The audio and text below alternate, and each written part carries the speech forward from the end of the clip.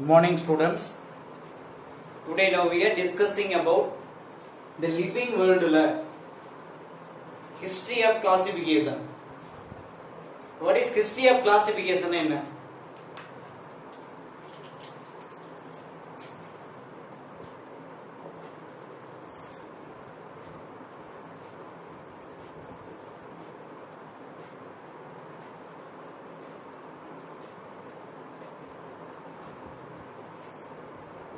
History of classification. Okay, பெரிய heading ஒரு 2-3 videos வரும். வகைப்பாட்டியலின் வரலாறு. ஓகே, இதுலயும் நிறைய ஹிஸ்டரி இருக்கு. இந்த சயின்டிஸ்ட் பார்த்தா அப்படின்னா animals how will you classified for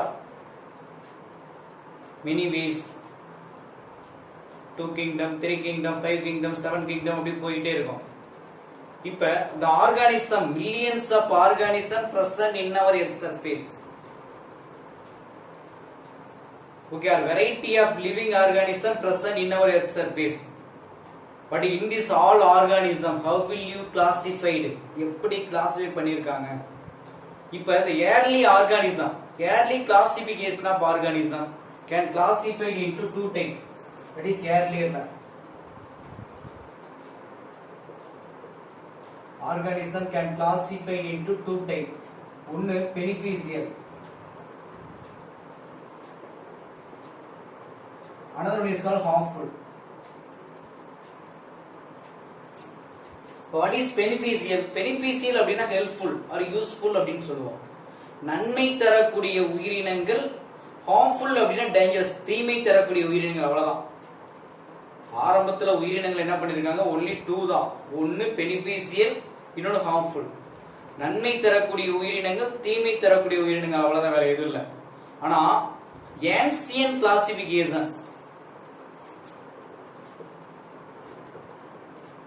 அப்ப ancient classification பாத்தீங்க அப்படின்னா ஒரு 5 groups-ஆ டிவைட் பண்ணிருக்காங்க. ஓகே, அப்ப என்னன்னா சார், இப்ப மேக்ஸிமம் பாத்தீங்க அப்படின்னா அங்க இருக்கக்கூடிய பிளேஸ வச்சு பிரிச்சிருக்காங்க, எந்த இடத்துல இருந்ததோ அத. இப்ப எக்ஸாம்பிள் டொமஸ்டிக் அனிமல்னு ஒண்ணு, ரெண்டாவது வைல்ட் அனிமல், மூணாவது என்ன சார் அப்படின்னா கிரீப்பிங். ஓகே, நாலாவது என்ன சார் அப்படின்னு கேட்டா அங்க இருக்கக்கூடிய பாத்தா அக்வாட்டிக் அப்படின்னு சொல்லுவாங்க. Aquatic is C animal. Then flying animal. அப்ப இத பேஸ் பண்ணி ஒரு 5 குரூப்ஸா டிவைட் பண்ணிருக்காங்க. இது ancient classification of organism. அப்ப the ancient classification of organism 5 types. அதாவது animals which live in home or house. உயிரினங்கள் வீட்டில் இருந்தால் அதுக்கு பேர் வீட்டு விலங்கு. எட்டுக்கால் பூச்சிக்கு எட்டுக்கால் அப்படிங்கிற மாதிரி. animals which live in house is called domestic. animals which live in forest is called wild animal. creeping reptiles, ஊர்வன. ஓகே, traveling அப்படின்னு சொல்லுவோம் இல்லையா. then next sea, aquatic. Okay, flying air, aerial mode அப்படின்னு சொல்லுவோம். அப்ப இத பேஸ் பண்ணி உங்களுக்கு என்ன பண்ணிருக்காங்கன்னா 5 குரூப்ஸ் டிவைட் பண்ணாங்க. இது ancient அல்லது பண்டைய கால வகைப்பாட்டியல்னு சொல்லுவோம். அப்ப இனிஷியலி கிளாசிஃபிகேஷன் பேஸ்ட் ஆன் எதை பேஸ் பண்ணி சார்? ஒன்னு ஃபண்டமெண்டல் கேரக்டர். அப்ப அந்த ஃபண்டமெண்டல் கேரக்டர் என்ன? 2 கேரக்டர். ஒன்னு ஹேபிடேட்ஸ், இன்னொன்னு மார்பாலஜியின் அடிப்படையில பிரிச்சிருக்காங்க. இனிஷியலாவே இந்த கிளாசிஃபிகேஷன் பேஸ்டு வகைப்பாட்டியல் எதன் அடிப்படையில் இருந்ததுன்னா 2 character. That is a fundamental character, அடிப்படை கேரக்டர். ஒன்னு மார்பாலஜின்னு சொல்லுவாங்க.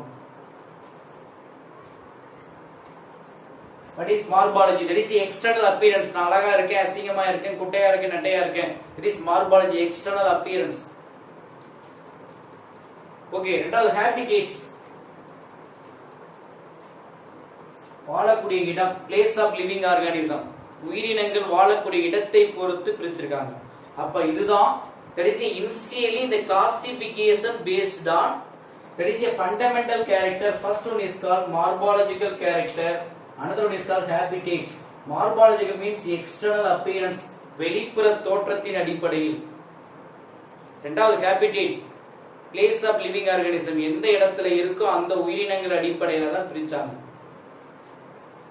இப்போ இதுல Aristotle, who is Aristotle, father of zoology நம்ம பார்த்திருக்கோம். அதே மாதிரி ஃபாதர் ஆஃப் என்ன சார் அப்படின்னா கிளாசிக்கல் டெக்ஸானமி, பண்டைய வகைப்பாட்டியலின் தந்தை என்று அழைக்கக்கூடியவர் யாரா அரிஸ்டாட்டில். ஃபாதர் ஆஃப் சுவாலஜி யாரா Aristotle. Aristotle is a first man classified the animal. Okay, அப்ப அரிஸ்டாட்டில் தான். who is அரிஸ்டாட்டில் சொல்லியாச்சு. Aristotle Aristotle first classified the animals, உயிரினங்களை வகைப்படுத்துறார். ஓகே, அவர் எந்த புக்ல சார், அவருடைய ரைட்டிங் என்ன புக் சார் அப்படின்னா ஹிஸ்டரி ஆஃப் அனிமல்ஸ் அப்படிங்கிற ஒரு புக்ல, ஹிஸ்டரி ஆஃப் அனிமல்ஸ் அப்படிங்கிற ஒரு புக்ஸ். ஓகே, அதே புக் என்ன Historia Animalium. One mark question Historia Animalium அல்லது அனிமாலயா அப்படின்னு சொல்லுவாங்க, அல்லது அனிமாலயம் இப்படி ஞாபகம் வச்சுக்கோ. ஓகே, லத்தீன் வேர்ட்ஸ், லத்தீன் மொழியில் உருவாக்கப்பட்ட ஹிஸ்டோரியா அனிமாலயம் அப்படிங்கிற ஒரு புக்ல அவருடைய கிளாசிபிகேஷன், அரிஸ்டாட்டிலுடைய கிளாசிபிகேஷனை பத்தி சொல்லியிருக்காரு. He explained, Aristotle explained the two kingdom classification. Two kingdom, உயிரினங்களை இரண்டு உலகமாக பிரிச்சார். ஓகே, ஒன்னு என்ன சார் அப்படின்னு கேட்டா பிளான்ட் கிங்டம், பிளான்டியா அப்படின்னு ஒன்னு பிரிச்சார். Second animal kingdom. செகண்ட் என்ன சார் அப்படின்னு கேட்டா அனிமல் கிங்டம் அப்படின்னு சொல்லுவாங்க.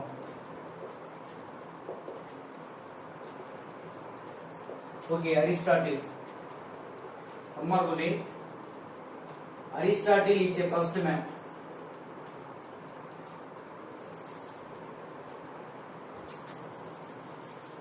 Aristotle is a first man.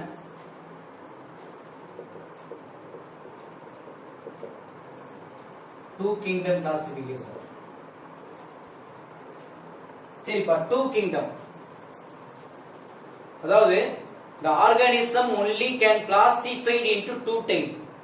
ஒன்னு plants, another one is called animals. அப்ப plants எல்லாம் பிளான்டியா அப்படிங்கிற ஒரு கிங்டம், அனிமல்ஸ் எல்லாம் அனிமாலயா அப்படிங்கிற ஒரு கிங்டம். அவர் ரெண்டா மட்டும் தான் பிரிச்சாரு.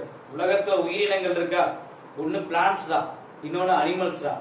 பிளான்ட்ஸ் எல்லாம் பிளான்டியாவுல, அனிமல்ஸ் எல்லாம் அனிமாலயாவுல பிரிச்சு முடிச்சிட்டாரு. Okay, then the animals further classified into many types. மறுபடியும் இந்த அனிமல் கிங்டம் சொல்லியிருக்காரு அனிமாலயா. இப்போ the animal kingdom can classified into many types based on locomotion. அதாவது லோகோமோஷன் அடிப்படையில் அவர் என்ன பண்றாரு, மறுபடியும் ஒரு மூணா பிரிக்கிறார். Walking animal, flying animal, swimming animal அப்படின்ட்டு. இப்போ மேக்ஸிமம் பாத்தீங்க அப்படின்னா இது ஒரு மூணு டைப்பா டிவைட் பண்றாரு. ஒன்னு என்ன சார் அப்படின்னு கேட்டா வாக்கிங், நடந்து போறது. ரெண்டாவது ஃப்ளையிங் அனிமல். ஓகே, மூணாவது என்ன சார், ஒன்னு வாக்கிங், ஃப்ளையிங், இன்னொன்னு பாத்தீங்கன்னா ஸ்விம்மிங் அப்படின்னு சொல்லுவோம். அப்ப மூணா பிரிச்சாங்க. இது எல்லாமே எதை சார் அப்படின்னு கேட்டா பேஸ்ட் ஆன் லோகோமோஷன். எதன் அடிப்படையில் அப்படின்னு கேட்டா என்னது, லோகோமோஷன் அடிப்படையில்.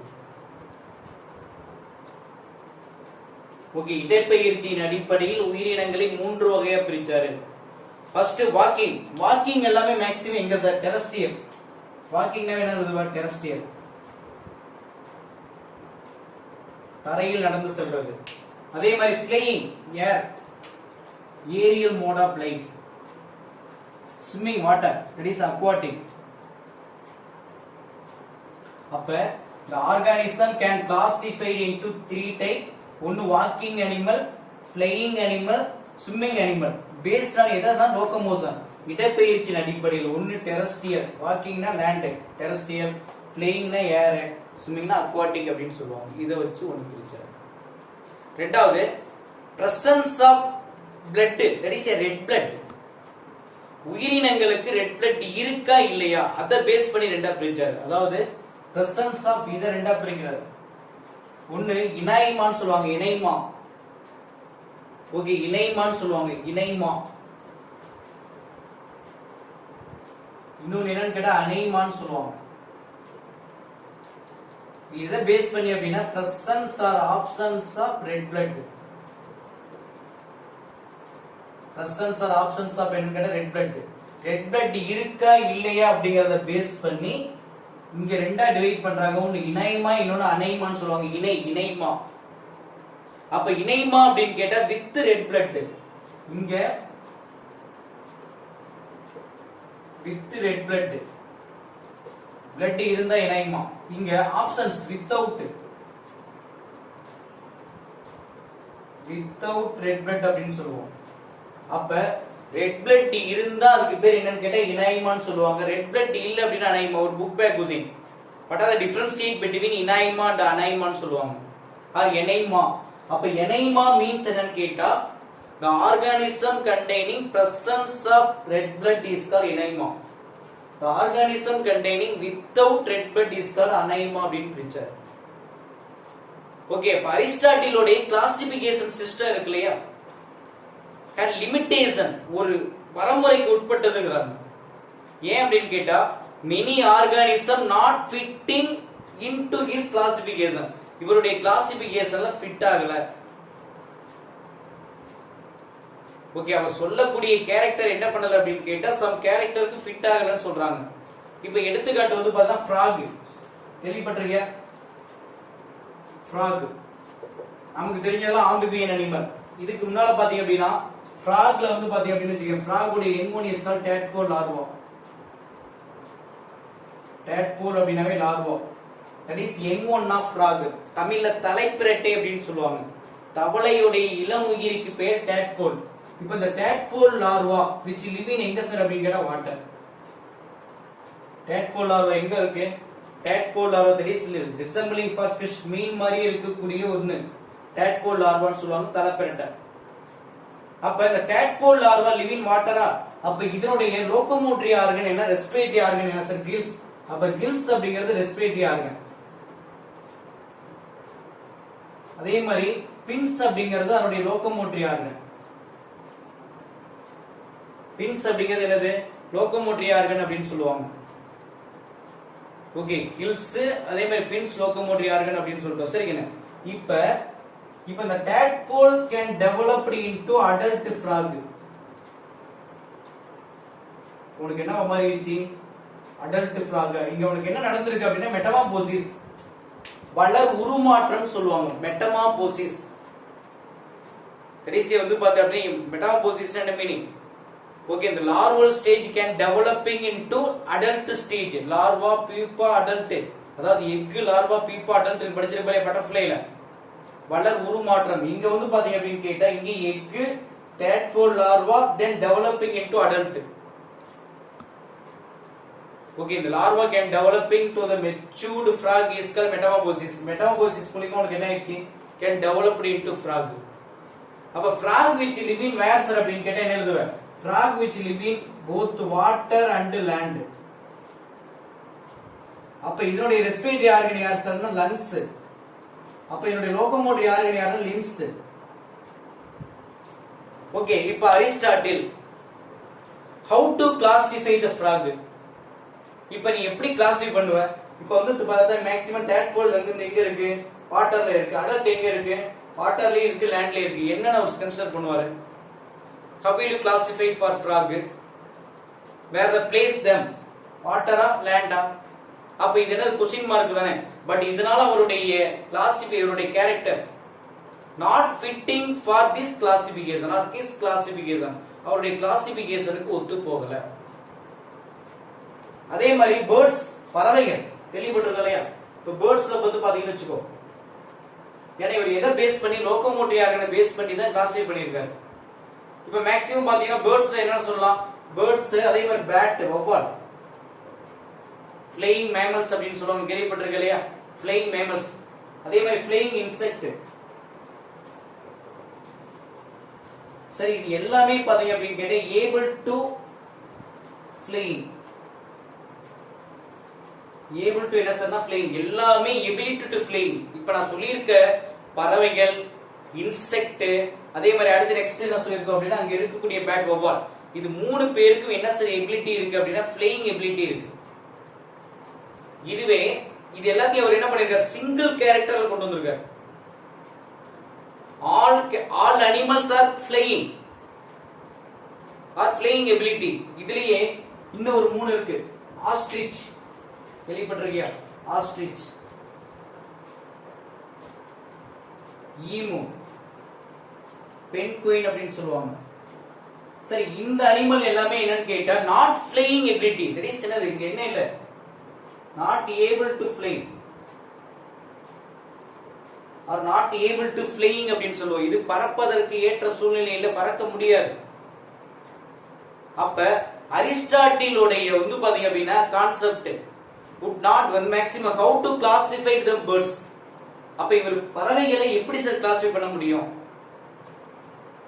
அப்ப இதுவும் அவர் என்ன பண்ணலன்னா ஏத்துக்கல. அப்ப அரிஸ்டாட்டிலுடைய classification followed for more than 2000 years. 2000 ஆண்டுகளுக்கு மேல் அதை பயன்படுத்திட்டே இருந்தாங்க. up to 1700 years. ஓகேவா? சரிங்க. ஓகே, கிளாசிபிகேஷன் என்ன பார்த்தோம்? First early classification organism beneficial, இன்னொரு ஹார்ம்ஃபுல் பார்த்தோம்.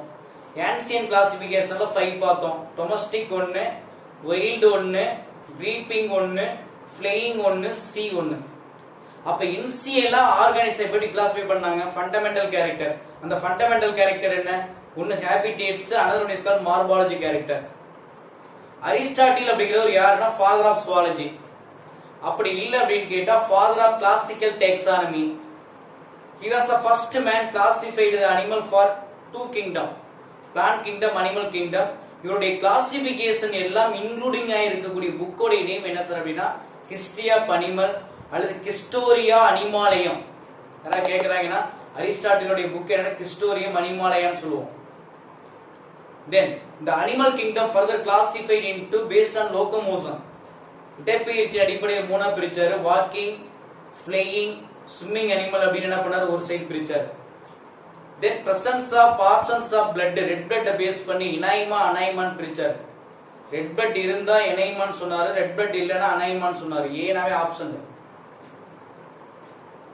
ஓகே, அப்ப மேக்ஸிமம் பாத்தீங்க அப்படின்னா இவருடைய கிளாசிபிகேஷன் எல்லாமே क्वेश्चन மார்க்கா இருந்தது. எக்ஸாம்பிள் ஃப்ராக் ஒன்னு சொல்லியிருந்தோம், 2 பேர்ட்ஸ் ஒரு எக்ஸாம்பிள் இருந்தது. ஓகேவா? ரிமைனிங் இருக்கிறது நெக்ஸ்ட் கிளாஸ் பார்க்கலாம். ஓகேங்க, தேங்க்யூ.